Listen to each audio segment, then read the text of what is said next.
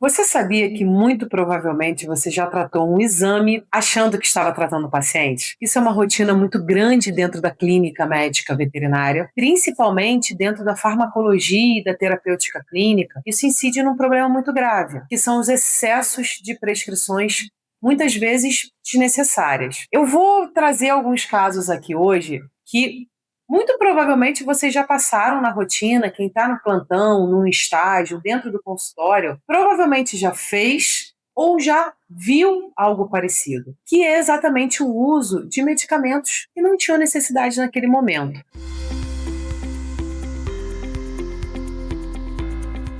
Os exemplos que eu vou trazer aqui são muito comuns e rotineiros, envolvem principalmente os usos dos protetores hepáticos. Geralmente a gente prescreve um protetor hepático quando aquele paciente tem uma lesão hepática, e isso na maior parte das vezes é visto no exame de sangue e na clínica do paciente. E aqui mora um problema. Quando a gente olha o exame de sangue e interpreta esse exame de uma forma errada. Se nós voltarmos um pouquinho lá nas disciplinas de exames laboratoriais, de interpretação de exames laboratoriais, nós vamos lembrar que o fígado ele é dividido em uma série de enzimas e cada uma aparece alterada de acordo com um quadro clínico e um quadro hematológico desse paciente. Então, o primeiro ponto que nós precisamos pensar: no fígado eu tenho enzimas que vão estar alteradas como resposta a uma lesão, a um dano hepático. Então, eu tenho uma célula que foi lesionada, que sofreu um dano, uma morte celular.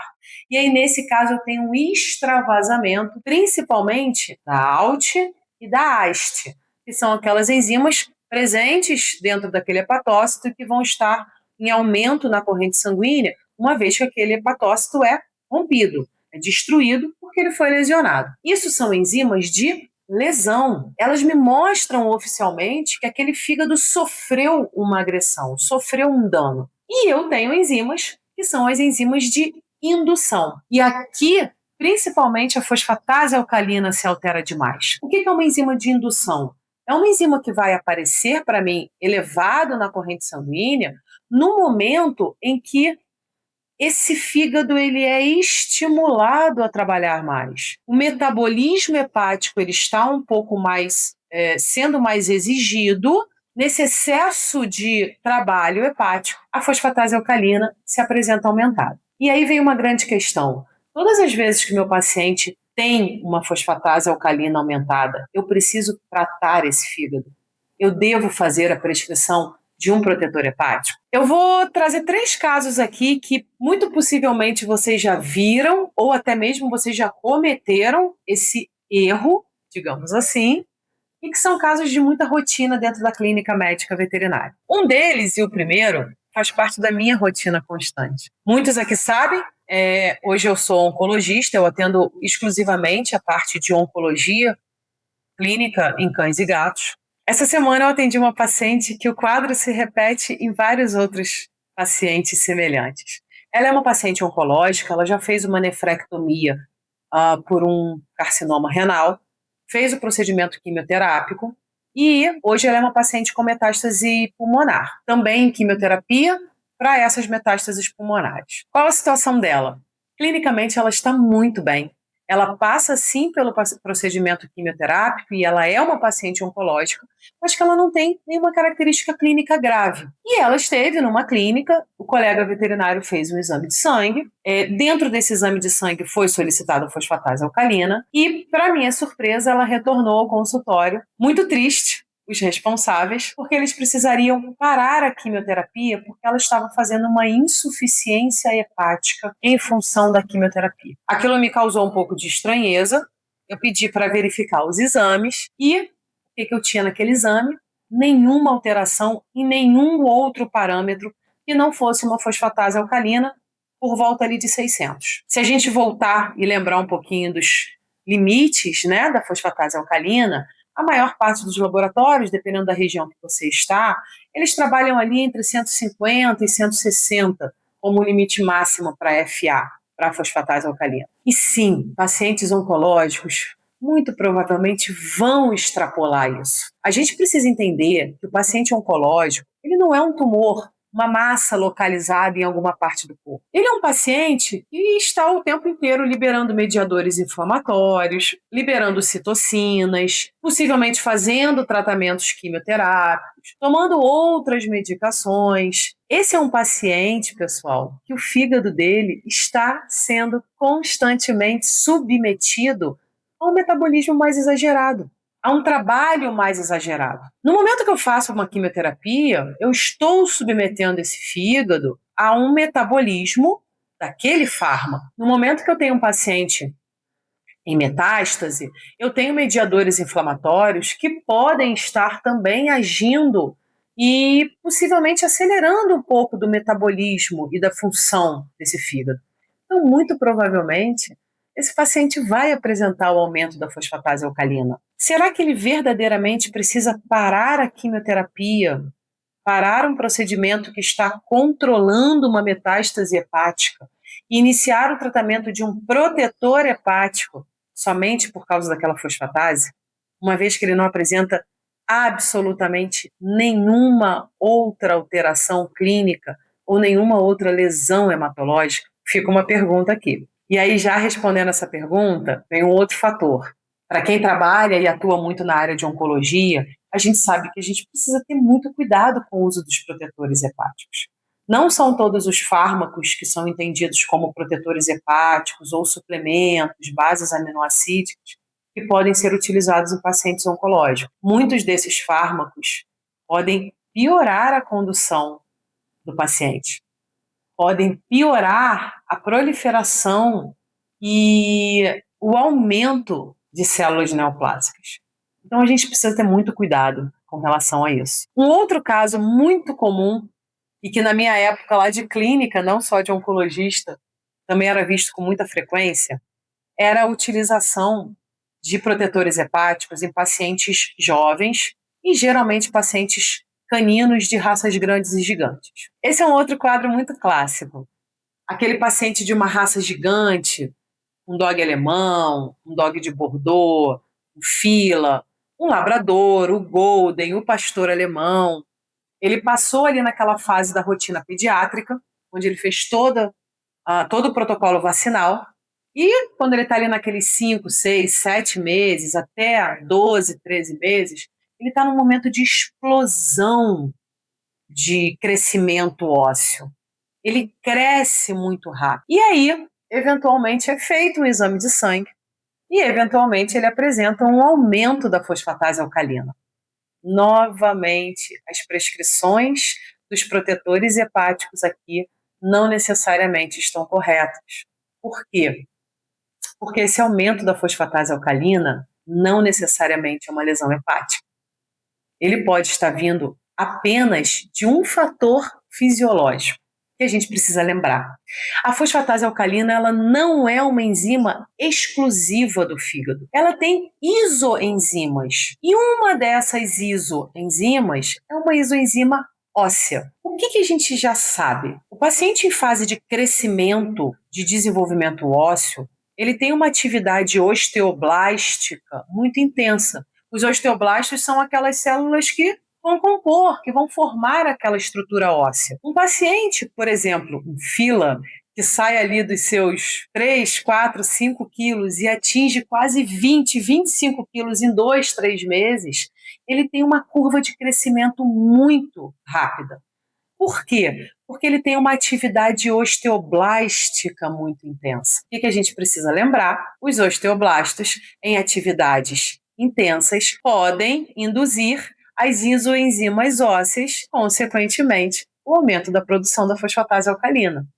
Essa fosfatase, ela vai aparecer aumentada na corrente sanguínea. Será que esse paciente tem uma lesão hepática verdadeira? Será que esse paciente realmente precisa de um protetor hepático? Ou ele está passando por uma alteração fisiológica? Os pacientes pediátricos, eles têm alterações em exames que são fisiológicos. E sempre que você está falando de fisiologia, não tem por que adotar uma conduta farmacológica. Sempre que eu estou falando de um paciente clinicamente sadio, esse exame de sangue ele precisa ser alinhado a esse paciente. Isso é o que a gente chama de raciocínio clínico. É você entender o seu paciente como um todo. Utilizar o exame de sangue, utilizar o exame de imagem, utilizar a característica clínica, o sintoma que aquele paciente tem, para você entender verdadeiramente se aquele problema existe e se aquele tratamento é necessário. A gente tem um último caso aqui que eu queria contar para vocês e que também é uma rotina enorme, mas aí a gente geralmente já pega no paciente adulto, muitas vezes no paciente idoso. Provavelmente alguém aqui já atendeu um paciente epilético. Esse paciente, em algum momento na vida, às vezes lá na fase de filhote, apresentou uma crise convulsiva, iniciou-se o tratamento com fenobarbital e esse tratamento foi levado para a vida inteira. E aquele paciente toma ali diariamente o fenobarbital. Muitas vezes por uma necessidade, ele é um epilético, muitas vezes porque aquele quadro de epilepsia não foi confirmado realmente e ele teve um ponto convulsivo focal, iniciou-se esse tratamento e esse paciente manteve esse tratamento a vida inteira. Em algum momento, esse paciente chega na clínica e ele causa uma confusão enorme, porque geralmente a fosfatase alcalina desse paciente vai estar muito alta, em números 3, 4, 5 vezes, às vezes, maior do que o limite máximo. O que precisa ser entendido aqui? A farmacologia. O fenobarbital, ele é um potente indutor de enzimas hepáticas. Eu sei que quando a gente passa lá pela disciplina de bioquímica e o professor começa a falar nos estímulos microsomais hepáticos, principalmente lá naquele citocromo P450, todo mundo para e fala: eu não preciso saber disso. Na verdade, a gente precisa entender isso de uma forma prática. Alguém aqui tem que decorar qual é a via do citocromo P450? Talvez não. Mas a gente precisa entender que essa via metabólica, quando superestimulada, vai fazer o aumento da produção de algumas enzimas hepáticas. Quem é o vilão nessa história, que na verdade não é um vilão? O fenobarbital estimula vias hepáticas que podem fazer um aumento da produção dessas enzimas. E aí, quando você tem um paciente com o uso do fenobarbital ao longo de toda a vida, ele não necessariamente tem uma lesão nesse fígado. Ele não necessariamente precisa de uma conduta de tratamento com o hepatoprotetor, porque muitas vezes você pode estar interferindo, inclusive, na conduta terapêutica que esse paciente já tem. E, às vezes, o clínico pensa de que forma? Nossa, o fenobarbital está fazendo uma lesão hepática. Eu vou diminuir a dose, eu vou tirar esse fármaco. Aqui, você está conduzindo o paciente dentro de uma conduta isolada. Você está usando o resultado de um exame. Qual é a gravidade, por exemplo, de você tirar um fármaco que está controlando possivelmente uma crise convulsiva? Se você diminuir a dose desse fármaco, será que esse paciente vai responder bem? Se você associar um outro fármaco hepatoprotetor junto com o fenobarbital, será que você tem sinergismo dessas drogas? Será que uma potencializa a outra? Então, vocês entendem aqui que o paciente é um paciente complexo. Ele não pode ser entendido apenas como um exame, apenas como resultado de uma fosfatase alcalina. Esses 3 pontos que eu trouxe aqui, pessoal, parecem erros muito pequenos. Vocês podem falar assim, mas era só um protetor hepático, mas era só um suplemento vitamínico que melhora a condição hepática, mas era apenas um suplemento aminoácidico. Cuidado. Por quê? Porque quando você faz uma prescrição sem indicação clínica, você está aumentando o custo do tratamento para o responsável desse paciente. Você está aumentando a manipulação desse paciente. Pensa que esse paciente é um gatinho e geralmente não tolera tão bem as medicações. Então você manipula esse paciente dentro da rotina diária dele. Você pode gerar efeitos adversos pelo fármaco que você está introduzindo e principalmente pela correlação desse fármaco com o que o paciente possivelmente já faça. E o mais importante aqui, você está reforçando um raciocínio clínico errado. Você está reforçando uma conduta que talvez não seja necessária. Você olha aquele paciente e você não está tratando ele, você está tratando o exame. Uma alteração no exame hematológico. E às vezes você pode estar mudando completamente a conduta de um colega que já vem tratando esse paciente de uma forma específica. Como que a gente organiza isso na prática? E qual é a mensagem que é muito importante que vocês tirem aqui desse vídeo? Primeiro, olha esse paciente e pergunta para você mesmo: essa alteração faz sentido com o paciente que eu estou vendo? Segundo, existe um sinal clínico que sustenta essa alteração do exame de sangue? Terceiro ponto, esse fármaco tem uma real indicação nesse momento? Se em alguma dessas respostas você falar que não, talvez seja melhor você não prescrever. E sim, nós estamos falando de farmacologia terapêutica, onde a intenção é a prescrição, mas muitas vezes o melhor resultado vai ser a não prescrição. Porque se o seu raciocínio clínico não é compatível com aquele paciente, você pode estar errando. E aí, a melhor resposta e o melhor tratamento aqui é não medicar, é não fazer.